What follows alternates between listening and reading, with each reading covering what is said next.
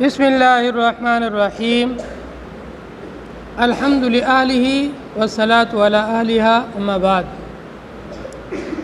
عزیز طلباء، اللہ تعالیٰ کا بے انتہا فضل، احسان اور کرم ہے کہ اس نے ہمیں ادارے کا ماحول نصیب فرمایا اور اپنے دینی اور اسلامی تعلیم کے اندر لگنے کی توفیق عطا فرمائی۔ یہ اللہ کا عظیم احسان ہے۔ من یرد اللہ بہ خیرا یفقہہ فی الدین، اللہ تعالیٰ اپنے جس بندے سے خیر کا ارادہ فرماتے ہیں، بھلائی کا ارادہ فرماتے ہیں، اس بندے کو اللہ تعالیٰ دین کی سمجھ عطا فرماتے ہیں، دین کا جذبہ عطا فرماتے ہیں، اسے اپنے دینی علم سیکھنے میں لگا دیتے ہیں، پھر وہ عالم بنتا ہے یا حافظ بنتا ہے، مفتی بنتا ہے، قاضی بنتا ہے۔ یہ جتنے بھی دینی علوم حاصل کرنے والے ہیں، یہ بڑے اللہ کے پیارے اور محبوب بندے ہیں۔ اللہ نے ان کے ساتھ خیر کا ارادہ کیا ہے، بھلائی کا ارادہ کیا ہے۔ دینی علم حاصل کرنے والوں کو چاہیے کہ وہ اللہ کی نافرمانی اور گناہوں سے اپنے آپ کو بچائیں۔ گناہ ایک ایسی چیز ہے جو علم کے نور کو ختم کر دیتی ہے۔ کیا کر دیتی ہے؟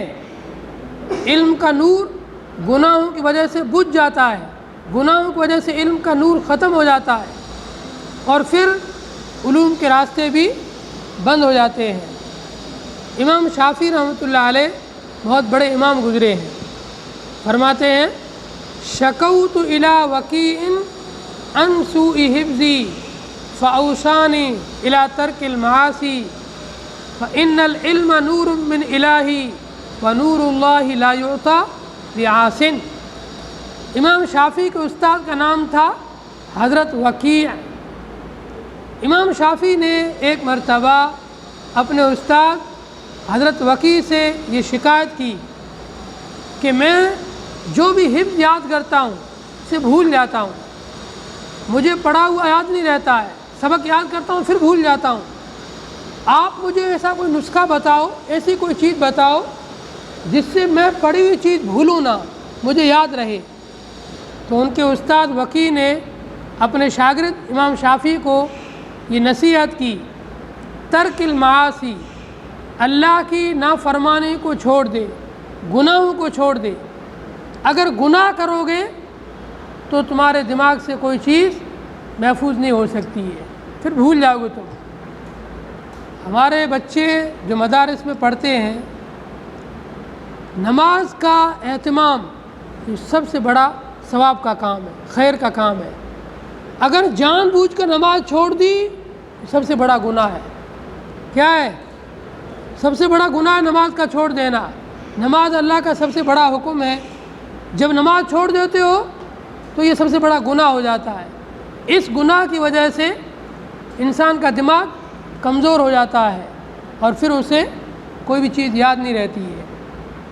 اسی طریقے سے بد نظری کرنا، بد نگاہی کرنا اور بھی کئی قسم کے گناہ ہیں۔ ان سب گناہوں میں پڑنا انسان کے لیے علم کی تباہی اور علم کے زوال اور علم کے ختم ہونے کے ذریعے ہے۔ کتابوں کے اندر ایک طالب علم کا واقعہ لکھا ہے، جو طالب علم بہت ہی زیادہ حسین، جمیل اور خوبصورت تھا، اور اس زمانے کے اندر مدرسوں کے اندر کھانے کی، پینے کی بہت ہی زیادہ کمی ہوا کرتی تھی پہلے دور میں۔ آج تو بہت ہی مدرسوں میں آشائش، زیبائش، آرام کے سب اسباب مہیا ہے۔ اس زمانے کے اندر نہ تو کھانا ملتا تھا، نہ پانی ہوتا تھا، تو طلباء کے لیے جو کپڑے دھونے اور نہانے کا نظم تھا، مدرسے سے بہت دور کہیں ایک پمپ لگا ہوا تھا، وہاں پر جا کے کپڑے دھو کے آتے تھے۔ یہ طالب علم کپڑے دھونے کے لیے مدرسے سے نکلا صبح ہی صبح اور دور پمپ پر جا رہا تھا۔ بیچ راستے میں کسی مالدار آدمی کا مکان تھا، اس کی لڑکی جو جوان بھی تھی اور حسین و جمیل بھی تھی، وہ اس طالب علم پر فدا ہو گئی، عاشق ہو گئی۔ اب اس طالب علم کو کسی بہانے سے گھر کے اندر بلایا۔ جب یہ طالب علم گھر کے اندر گیا تو اس لڑکی نے طالب علم کو ایک کمرے میں بٹھایا، جو کمرہ بھی بڑا سجایا ہوا اور اندر خوشبوؤں سے مہکایا ہوا۔ پھر یہ لڑکی نیم برہنہ لباس پہن کر طالب علم کے سامنے آئی اور کہنے لگی، تم بھی جوان ہو، میں بھی جوان ہوں، ابھی جوانی کی نئی نئی شروعات ہے، کیوں نہ ہم آپس کے اندر ایک دوسرے کی ضرورت کو پورا کریں۔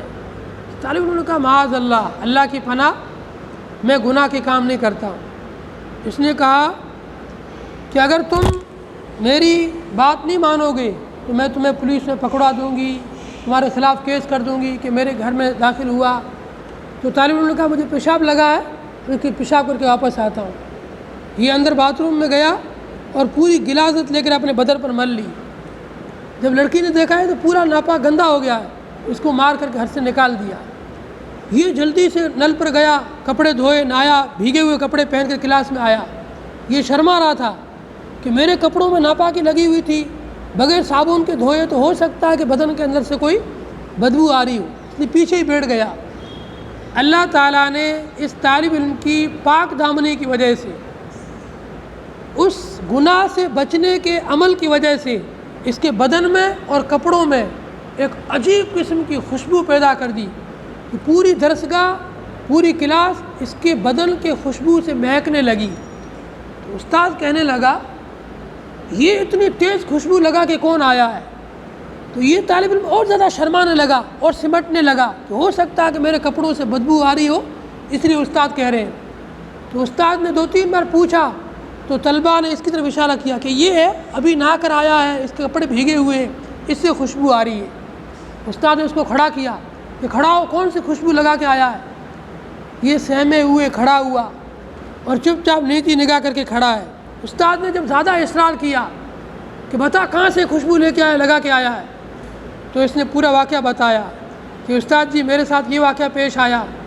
تو استاد نے کہا، تو نے اپنے آپ کو گناہ سے بچانے کے لیے ایک ناپاکی کو اپنے بدن پر ملا، لیکن اللہ کو تیرا یہ عمل اتنا پسند آیا کہ اس ناپاکی کی بدبو کو ختم کر کے تیرے بدن اور کپڑوں کے اندر ایک خوشبو پیدا کر دی۔ آج بھی اللہ کا نظام یہ ہے، جو آدمی اللہ کی رضا کے لیے گناہوں کو چھوڑتا ہے، گناہوں سے رکتا ہے، گناہوں سے باز رہتا ہے، اللہ تعالیٰ اس کے بدلے میں اسے دنیا کی کئی نعمتیں دیتے ہیں، لیکن گناہوں سے بچنا شرط ہے۔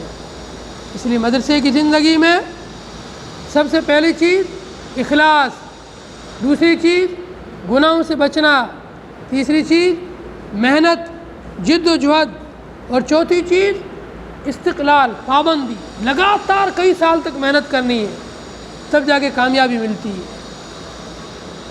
سب بچے ان باتوں پر عمل کریں گے نا؟ اللہ تعالیٰ عمل کی توفیق عطا فرمائے۔